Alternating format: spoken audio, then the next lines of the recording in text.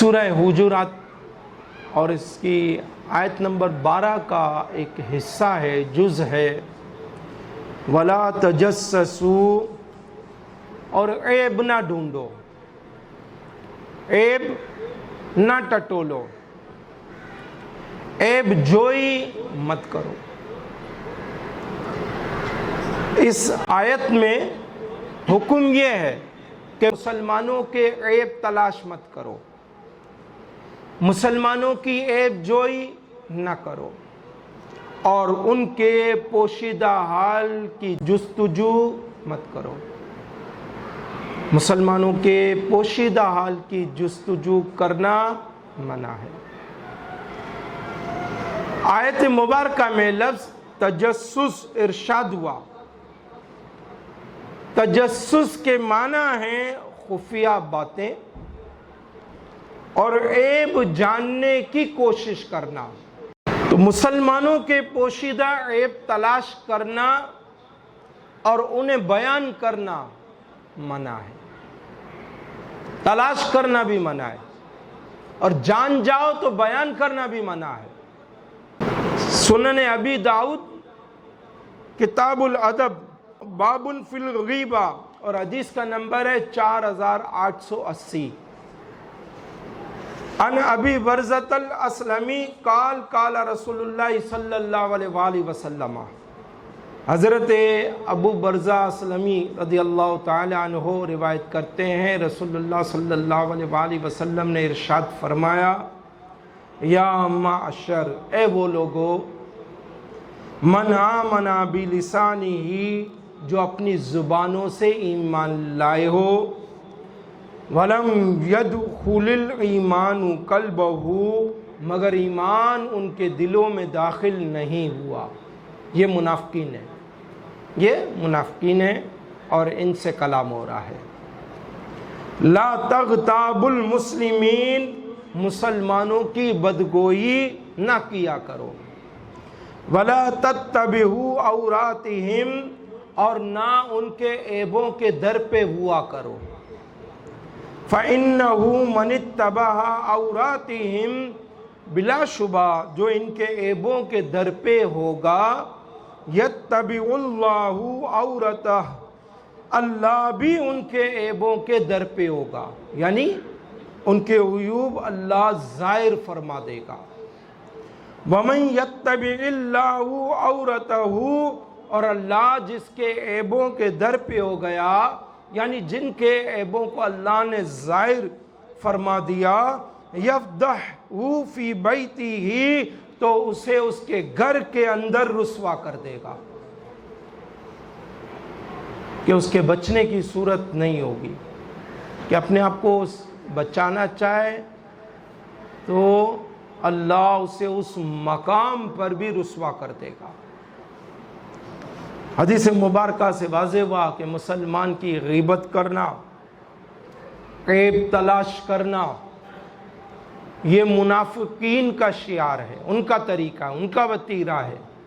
مسلمانوں کے عیب تلاش کرنے کا انجام کار ذلت اور رسوائی ہے۔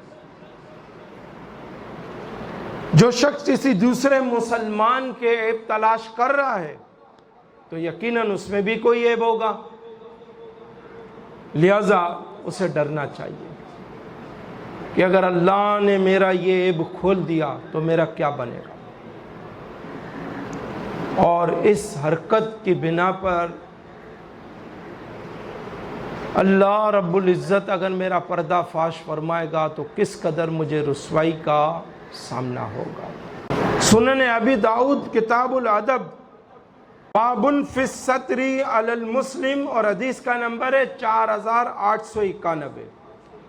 عن عقبہ بن عامر عن النبی صلی اللہ علیہ وآلہ وسلم قال، حضرت عقبہ بن عامر رضی اللہ تعالی عنہ نبی کریم علیہ السلام سے روایت کرتے ہیں، محبوب کریم علیہ السلام نے ارشاد فرمایا، من راء عورتن، جو شخص ایسی چیز دیکھے جس کو چھپانا چاہیے، فَسَتَرَهَا، اور اس نے پردہ ڈال دیا، یعنی چھپا دی، وہ چیز چھپا دی۔ کانا کمن احیا موعودتن، تو ایسا ہے جیسے زندہ زمین میں دبا دی جانے والی بچی کو اس نے زندہ کر دیا ہو۔ بس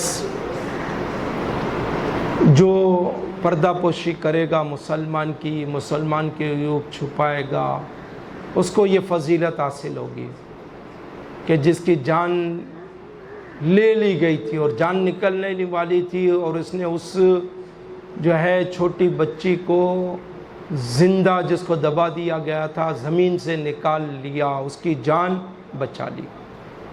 اللہ اس قدر اس کو انعامات سے نوازے گا۔ ایک اور فضیلت صحیح البخاری کتاب المظالم والغصب اور حدیث کا نمبر ہے 2442۔ حضرت عبداللہ بن عمر رضی اللہ تعالی عنہ سے روایت ہے، مصطفیٰ جان رحمت صلی اللہ علیہ وآلہ وسلم نے ارشاد فرمایا، من ستر مسلمن، جس نے کسی مسلمان کا پردہ رکھا، سترہ اللہ یوم القیامہ، اللہ تعالی قیامت کے دن اس کے عیوب پر پردہ رکھے گا۔ اللہ قیامت کے دن اس کی پردہ پوشی فرمائے گا۔ تو اپنے مسلمان بھائیوں کی پردہ پوشی کی جائے، ان کے عیوب کو ٹٹولا نہ جائے، اور علم میں آ جائے، پتہ چل جائے تو اس کو ڈانپا جائے، اس کو راز رکھا جائے، اس کو پھیلایا نہ جائے، اس کی تشہیر نہ کی جائے، اس سے بیجا فائدہ نہ اٹھایا جائے، اس کو بلیک میل نہ کیا جائے۔ عیوب تلاش کرنے کے بجائے کہ ہم لوگوں کو عیوب تلاش کریں، بہتر یہ ہے ہم اپنی اصلاح کریں۔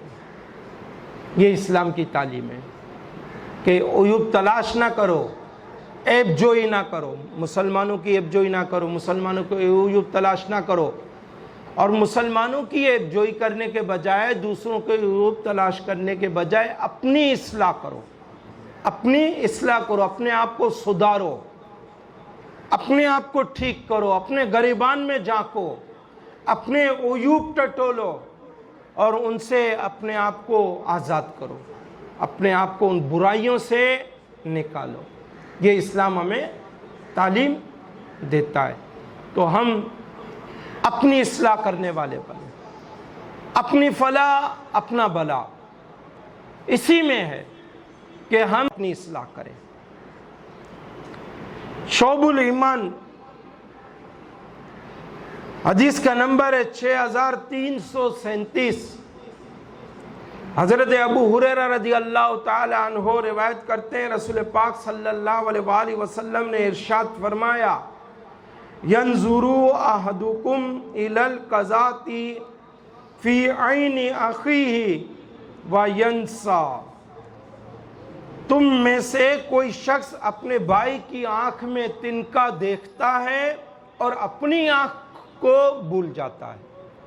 دوسرے کی آنکھ کا تنکا تو نظر آتا ہے مگر اپنی آنکھ کو بھول جاتا ہے، اور آج یہی حال ہے۔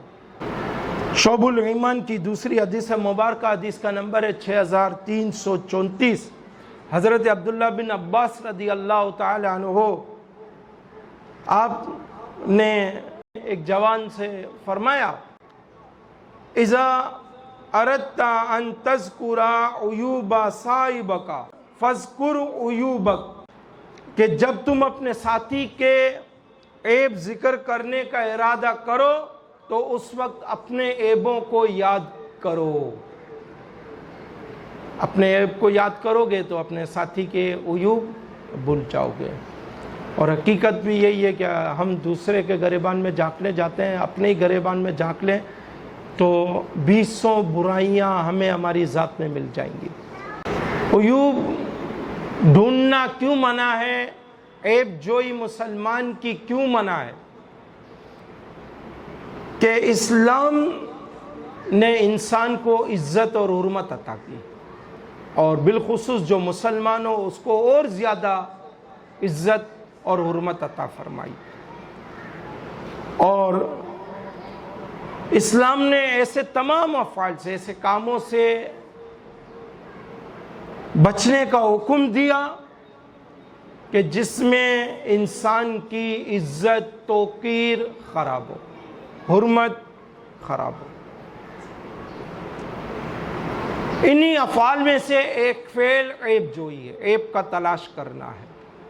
اب عیب تلاش کرنے والا اپنی ذات کو بھی برباد کرتا ہے، اپنی پرسنالٹی کو بھی خراب کرتا ہے، اور ساتھ ساتھ دوسرے کی بھی پرسنالٹی کو خراب کرتا ہے، اس کی بھی عزت اور حرمت کو خراب کرتا ہے۔ اسی لیے اسلام نے اس دروازے کو بند کر دیا۔ سورہ حجرات آیت نمبر 11 کا یہ جز ہے، وَلَا تَلْمِزُوا أَنفُسَكُمْ، اور آپس میں کسی کو تانا نہ دو۔ روح المعانی میں اس آیت کے تحت درج ہے کہ قول یا اشارے کے ذریعے ایک دوسرے پر عیب نہ لگاؤ۔ اب یہ کام عیب جوئی جو ہے اشارے سے بھی ہو سکتی ہے اور بول کر بھی ہو سکتی ہے۔ سنن ابی داؤد کتاب الادب، حضرت انس بن مالک رضی اللہ تعالی عنہ اس کے راوی ہیں، رسول پاک صلی اللہ علیہ وآلہ وسلم نے ارشاد فرمایا، لما عرج بی مررت بقوم، میں معراج کی رات ایسی قوم کے پاس سے گزرا، لہم اظفار من نحاس یخمشون وجوہہم وصدورہم، جو اپنے چہروں اور سینوں کو تانبے کے ناخنوں سے نوچ رہے تھے۔ فَقُلْتُ مَنْ هَؤُلَاءِ یا جبریل، میں نے پوچھا اے جبریل یہ کون لوگ ہیں؟ قال، جبریل امین علیہ السلام نے عرض کی، هَؤُلَاءِ الَّذِينَ يَأْكُلُونَ لُحُومَ النَّاسِ، یہ وہ لوگ ہیں جو لوگوں کا گوشت کھاتے تھے، یعنی غیبت کرتے تھے، وَيَقَعُونَ فِي أَعْرَاضِهِمْ، اور ان کی عزتیں خراب کرتے تھے۔ جو لوگوں کا گوشت کھاتے تھے یعنی غیبت کرتے تھے، اور جو لوگوں کی عزتیں خراب کرتے تھے، ان کا اشر یہ ہے کہ وہ اپنے چہروں اور سینوں کو تانبے کے ناخنوں سے نوچ رہے تھے۔ عیب جوئی عزت کا خراب کرنا ہے، کسی کی عزت کا خراب کرنا ہے، عیب ٹٹولنا، عیب تلاش کرنا۔ تو وہ لوگ سوچیں اس حدیث کی روشنی میں کہ ان لوگوں کا یہ انجام ہے، اگر ہم انہی راہوں پر چلتے رہے تو ہمارا کیا ہوگا۔ مسلمان کو کسی شرعی وجہ کے بغیر ایذا دینا حرام ہے۔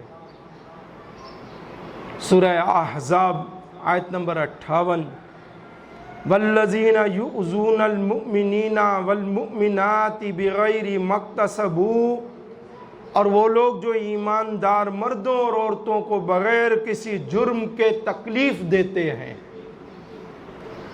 فقد احتملوا بہتانا واثما مبینا، بے شک انہوں نے بہتان اور کھلا گناہ اپنے ذمے لے لیا۔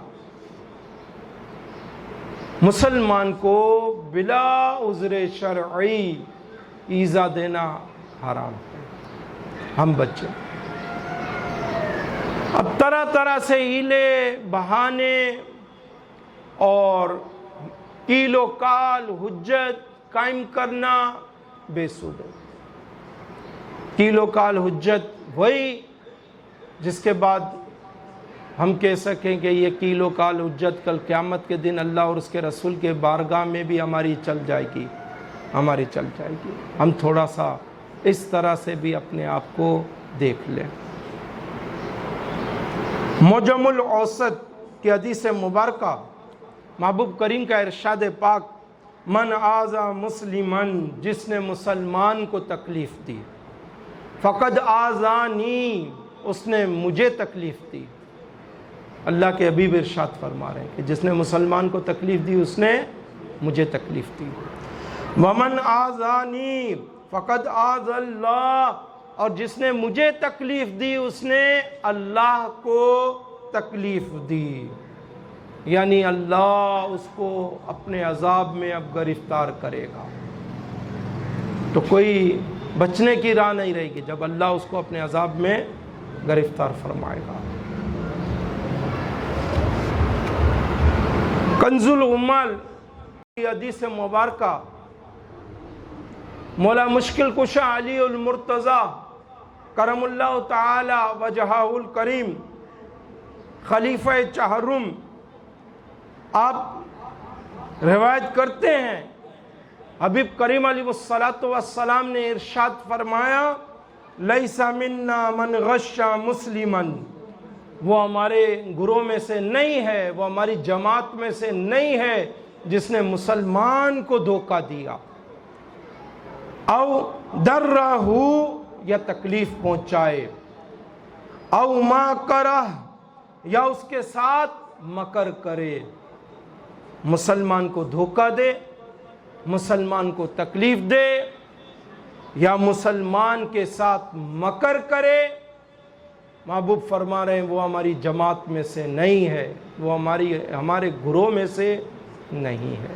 یہ تنبیہ ہے، یہ تنبیہ ہے، یعنی ہماری جماعت میں ہمارے گروہ میں وہ ہوگا جو یہ تین کام نہیں کرے گا، جو یہ تین کام کرے گا تو وہ ہماری گروہ اور جماعت سے باہر ہو جائے گا۔ اب وہ آنا چاہتا ہے ہماری جماعت میں گروہ میں تو یہ تینوں کام چھوڑ کر پھر آئے۔ تنبیہ ہے کہ ہر مسلمان کسی مسلمان کو دھوکہ دینے سے، کسی مسلمان کو تکلیف دینے سے اور کسی مسلمان کے ساتھ مکر کرنے سے بچے۔ اور اکثر جہاں لڑائی جھگڑے اس طرح کے لین دین کے معاملات و مکر وہاں ہوتا ہے، تکلیف وہاں ہوتی ہے کہ جہاں انبن ہو گئی، دشمنی، حسد، بغض، عناد آ گیا، اور دھوکہ، مال کی ہوس، دنیا کمانی ہے۔ اب دنیا کمانی ہے، مال کی ہوس ہے، مال کو پلس کرنا ہے، تو مسلمان کو دھوکہ دو۔ مسلمان کے ساتھ دھوکہ کرتا ہے دنیا کی ہوس میں، بچیں اپنے آپ کو بچائیں۔ تو مسلمان کو بلا عذر شرعی ایذا دینا یہ حرام ہے۔ تو باقی معاملات تو آپ خود سمجھتے ہیں، خود بہتر طور پر سمجھ سکتے ہیں۔ اپنی اصلاح کیجیے، اپنی اصلاح کا سامان کیجیے، اپنی آخرت کی بہتری کا سامان کیجیے۔ ہمیشہ دنیا میں رہنا نہیں ہے، ہمیشہ یہاں معاملات زندگی اسی طرح نہیں دیکھیں گے، اونچ نیچ آئے گی۔ ہم نے اپنے آپ کو خود درست کرنا ہے، ہم نے اپنی اصلاح خود کرنی ہے، ہم نے بھلائی کا راستہ خود اختیار کرنا ہے، ہم نے اپنے اندر سے برائی خود نکالنی ہے۔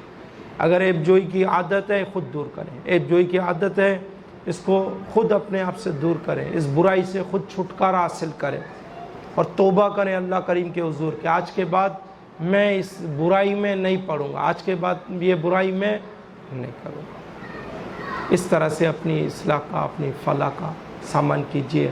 اللہ پاک مجھے آپ سب کو عمل کی توفیق عطا فرمائے۔ وما علینا الا البلاغ المبین۔